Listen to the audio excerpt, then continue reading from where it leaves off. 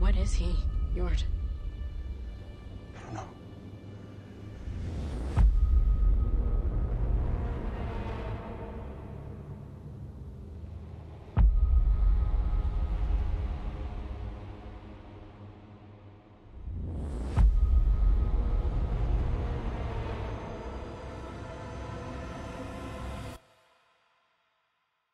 The Acolyte is a Disney Plus streaming show set within the Star Wars universe, around 100 years before The Phantom Menace in the age of the High Republic. If you've never read the High Republic, good news, you will not be disappointed with how pointless it was to connect the High Republic with this series. If you have read the High Republic, I'm sorry, but swallow that disappointment like your name is Nancy Reagan, and get ready for more if you're expecting any of the events of those stories to be relevant here. The show is more connected to the prequel trilogy than it is the High Republic, and I am sure there are no Star Wars fans fighting about those connections, because as we know, Star Wars fans always get along. The Acolyte has probably been the most controversial Star Wars has been since 2017, or maybe 2019, depending on which Skywalker dying hurt you the most. Good night, sweet prince. The culture war behind the Acolyte is nothing new. Labels getting thrown around like shill, Phantom Menace, racist, sexist, communist, League of Legends fan, etc, etc. You have probably heard all these arguments before, and I've already done a video on the discourse surrounding the show. Give that a watch if you're curious. Literally nothing has changed. Since the season's finally over, I thought it was time to finally give my thoughts in the Acolyte, and have strangers and even some people who should definitely know better assume my political opinion and moral standing based on my thoughts regarding an almost $200 million show produced by one of the largest entertainment corporations on the planet, who have a long history of being involved in many different controversial and political issues. Everyone from Bob Iger to Kathleen Kennedy and Leslie Headland have more money than most of us will ever see in our lives, and they are not losing sleep over this, so you shouldn't either. With all that out of the way, let's get on with the video, and if you have your own thoughts, comments, or analysis about the Acolyte, feel free to leave a comment about the series below and feed the algorithm gods. First things first, I don't hate the Acolyte.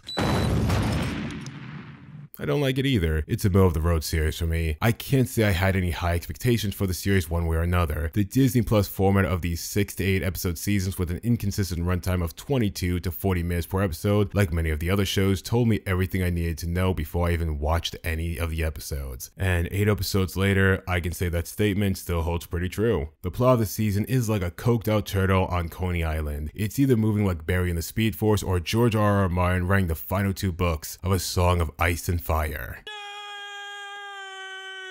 Certain characters and relationships had a lot of potential to grow and turn into something more, but were either cut down before becoming anything of note beyond headcanons, or rushed to a vague endpoint that also requires headcanons and third-party information to fill in the blanks. And ironically, the series that was sold as this new, original story completely removed from the Skywalker saga of conflicts and characters, ends up having more to do with the prequel trilogy, and by extension the Skywalker saga, than anything new or original. Not in the literal sense, mind you, unless you're counting those little small things like the Sith, this dickhead, Darth Plagueis in a cuck cave, Baby Yoda's father, foreshadowing to Anakin Skywalker's creation, or a diet in the Force. Maybe, probably, who knows. I'm not sure why any of that was needed to be in this completely original story set 100+ years before the saga. In my opinion, the show would have been much stronger if it wasn't connected to anything regarding the Skywalker saga, characters, or lore, and it was just this original series set within the High Republic. At best, a lot of it was just shameless key jingling like Darth Maul turning on his lightsaber for no reason Solo, or most of the other Disney Plus shows that just throw things in there for a reference, but end up doing nothing for the plot or the characters, or using the good old from a certain point of view explanation to change literally anything or everything about what people thought they knew of a character or lore within the universe. And at worst, those things feel like they just distract from a story that could have been more focused and self-contained. And even as I write these words, I think the greater problem with the Acolyte isn't its story itself, or rather its failure to define its own story. The problem with the Acolyte, intentional or not, is that it has no idea what it wants to be, wants to say, or what to do with itself. The Acolyte has no identity. If you ask a person what the Acolyte was about, and provided they didn't steal their answer from some low-effort TikTok or viral tweet from someone else who has the media literacy of a sentient banana hammock from the set of the 80s Dune movie, it's going to be several different answers that barely make sense with each other. You have motivations that flip on a dime, situations that are left frustratingly vague or dragged out for the sake of withholding information until the right time. Because if a singular character would have any conversation or do anything that contextually would make logical sense in universe, the plot could not happen. But plot holes are nothing new to Star Wars. As I said at the beginning of this video, the quality of many of the Star Wars shows leaves something to be desired most of the time. There are even people now looking back more fondly on the divisive movies, not because their criticisms are gone, but because the quality gap between the movies and the shows seems to keep growing. In the case of The Acolyte and the story it wants to tell, or rather, the multiple stories it's trying to tell at once, a mystery story, a revenge story, a redemption story, an enemies to lovers story, a family story, a corruption story, a political story, possibly a prequel story to one of the greatest Sith, a story about religion, power, and responsibility. All of this takes more time and, if I'm being honest, skill than the writers of the series have. In terms of time, the episodes are just too short. This is made even worse given the large number of characters, subplots, and the overall narrative that would require much more than 8 episodes to properly have a 3-act structure of setup, development, and payoff. The show wants to take us, the audience, and several characters on a journey from A to B to C, but because there's just no time and so much going on inside the narrative itself, we end up skipping B and going right over to the D.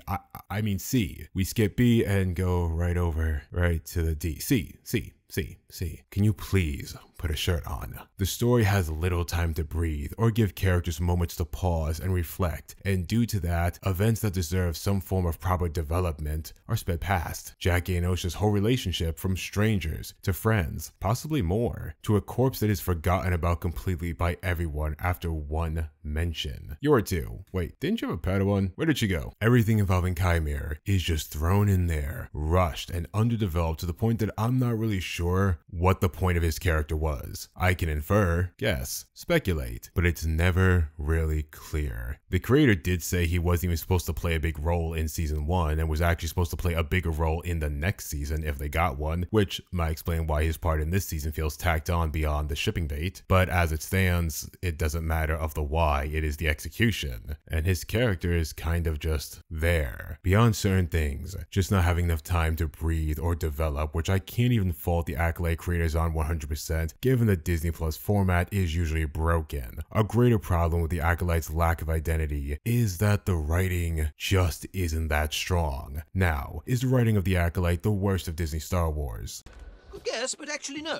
The writing of the Acolyte is honestly not far off from what we've seen before from other shows in certain areas. I know, that's hard to gauge since every show is either the worst thing Star Wars has ever done or the best thing Star Wars has ever done, as the usual people beat their war drums for their never-ending feud. But I honestly can't say it's much worse than what we've had before. It might taste worse, but it's made up from a lot of the same stuff. The only real difference between the Acolyte's poor writing and many other examples of bad writing from other Star Wars shows is that the Acolyte has just as much ambition as it does delusions of grandeur. It wants to be all these different stories. It wants to tackle all these important social and political issues that it takes from the modern day and through history. It wants to have its comedy. It wants to have these reveals, cameos, twists, betrayals. As it tries to do all these things at once, it comes off as sloppy, bloated, and worst of all, delivers a very inconsistent moral message with an ill-defined narrative. It's almost as if the writers made a checklist of all the tropes they wanted to put in the show and wrote the plot and its characters around that checklist, instead of writing a plot for the season and basing what characters and tropes it would use off that plot. Narratively, May, and later by extension Osha, view the Jedi as wrong for what they did and kill every Jedi even slightly associated with the event, and also any other innocent bystander that had nothing to do with that event but just happens to be in the area of the Jedi they're trying to kill when it comes to May, to the point that Osha teams up with a Sith who has no problem delivering the same cruelty and disregard for life that May, and later herself, projects onto the Jedi. The only issue is none of the Jedi, except for maybe Green Bean, has the blatant disregard for life like Chimera has, whose killings range from sadistic pleasure to patronizing apathy.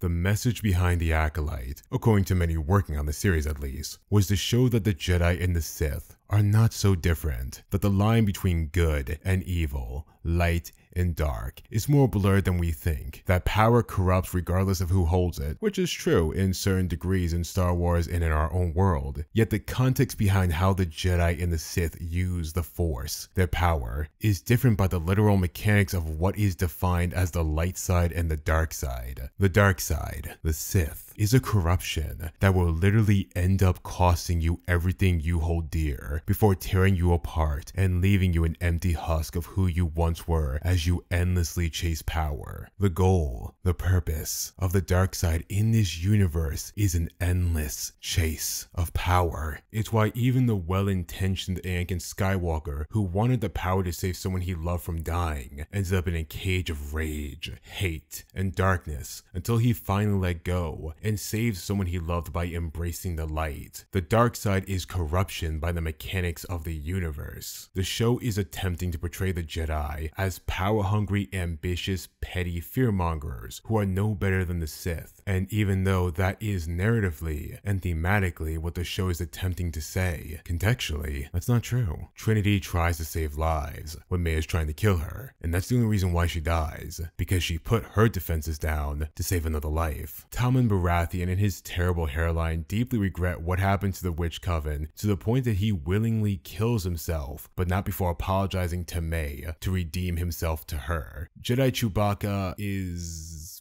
a Jedi. I don't honestly remember anything about him. He's not really a character. He's a prop. Wakanda Chewbacca is better. And Sol, who has demonstrated that despite his flaws, he deeply regrets what happened and genuinely feels love, not just for his Padawan Jackie, but for Osha and May to the point he's willing to die and later be killed by Osha just because he loves them. Chimere, the Sith, the representative of the dark side in this show, would never do what the Jedi did in this story. Chimere is only interested in Osha as long as she does what he wants, becomes what he wants. He tries to kill May in cold blood, despite knowing her for who knows how many years, the second she doesn't want to be what he wants her to be. Yet none of this is properly developed or even portrayed as a bad thing. From what the show and its creator says, this is romantic, this is empowering, this makes sense, this is your brain on drugs. Contextually, this should be a downer ending for Osha, as we see our protagonist not only disregard her morals as she no longer cares about her potential lover committing horrible acts of violence and brutality worse than any Jedi, and without the remorse or compassion the Jedi display in the series, she commits herself to a path that will create more death and destruction than she ever could have as a Jedi, choosing to become something worse than the people she blames for ruining her life. Yet we are given no insight, no development to how Osha goes from wanting to protect everyone, even a violent criminal she doesn't even know, to a cold-blooded murderer who kills the man who's like a father to her and joins someone whose literal mission is to keep killing anyone who's not on his side, as she joins a faction that literally prioritizes betrayal and a thirst for unlimited power. And I am not clutching my pearls at a corruption arc. I love corruption arcs. I love watching the journey of a hero become a villain, but it is a journey,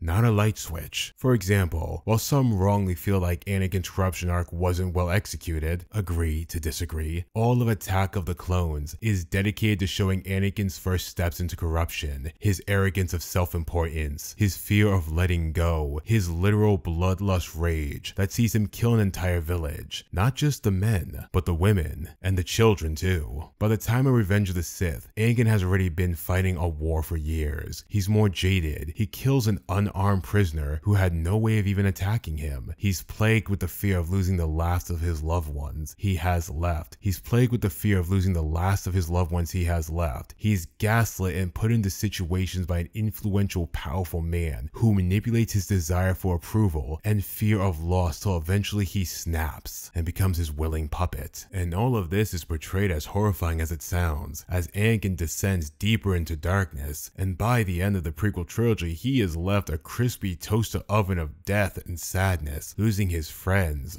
wife, kids, and even the use of his autonomy freely. This is a corruption journey. We watch Anakin go from a fearful child to an angry teenager, and then you have this hate and rage-filled suffering adult that becomes Darth Vader. The Acolyte wants the trope of corruption arc, a fallen hero, but it rushes to get there without even doing a fraction of the work. And that's what makes the Acolyte frustrating. Its ambition, its desire to have the tropes, the moments that these other stories have, but not putting in the work, the development, the execution that the story needs to get to where the show wants it to go. By invoking all these parallels and familiar tropes, it invites comparison to the other stories that did it just so much better. But like I said, The Acolyte is not the first Star Wars show to suffer from this. It's just like many of the other shows we've already gotten time and time and time again. That is the tragedy of The Acolyte at the end of the day. For a story that could have been something fresh, original, and competently made, it doesn't even live up to a fraction of its potential. And that's depressing because $180 million is nothing to sneeze at. It's got a bigger budget than any of the other Star Wars shows got in their first seasons, Andor being the only exception, and that was produced by several seasoned filmmakers who already proven themselves time and time again and have more experience than anyone who worked on The Acolyte. The Acolyte had a chance to do something that not even Andor, the best of Disney Plus, could do, and that was create a well-produced Star Wars story that is nuanced and well-made, without omitting the mystical elements of the franchise that make Star Wars what it is. In my opinion, Andor is the best made show on all of Disney Plus, but for many people who enjoy Star Wars for its war and mystical elements, aka what separates Star Wars from other science fantasy stories, Andor had none of that. Even Rogue One, which was more of a war film, still had a sense of the mystical side of Star Wars, even if you remove Vader from it. Andor isn't a bad show, because it lacks the mystical elements of Star Wars, but many people were hoping for a series that incorporated the mystical elements of the franchise, while also being as well produced as Andor. The Acolyte didn't have to be like Andor, not in terms of story, characters, or tone, but quality. Quality is universal, regardless of what the story is. Quality is why shows like The Bear, Severance, Shogun, or House of the Dragon are almost universally beloved, despite being so differently made, with different creators from all walks of life. The Acolyte is just more of the same with a different paint job. Same limitations, same mistakes, but because it's trying to do so much at the same time, it gets in its own way as it struggles to develop at all, doing a lot, but saying nothing that defines it from what has already been said before, beyond the superficial and the poorly executed ambitions of the series. But despite everything I've said, this is not the end of the world, and it's definitely not the end of Star Wars. The Acolyte is just another show that some people love, some people hate, but it doesn't live up to being anything more than something to fight over by the usual people. This series has invoked so much fighting, and it's honestly not even worth it. You're always gonna have your grifters and close-minded people who hate things just for the sake of hating, and then you will have the guaranteed consumers who love things just to love it because it is a part of the IP they're obsessed with, or because it checks the boxes of what they want out of a story regardless of quality. And you know what? That's okay. This show really is not worth the endless fighting it's produced, because it's honestly just another middle of the road Disney Plus show. Take the Star Wars label off it and you've got one of those original sci-fi Netflix shows that comes and goes every few months. And you don't see people fighting to the death over those things, do ya? There are franchises, series, shows, movies that are more diverse, political, and entertaining than this, that are just as multicultural behind the scenes as they are in front of the camera. If something is made with quality, people will notice it, people will watch it, people will praise it. And if it's made to a certain level of quality, even if it's not for everyone, anyone will be able to see its value. Anyway, I'm done here. See you when Skeleton Crew drops, if that even really exists.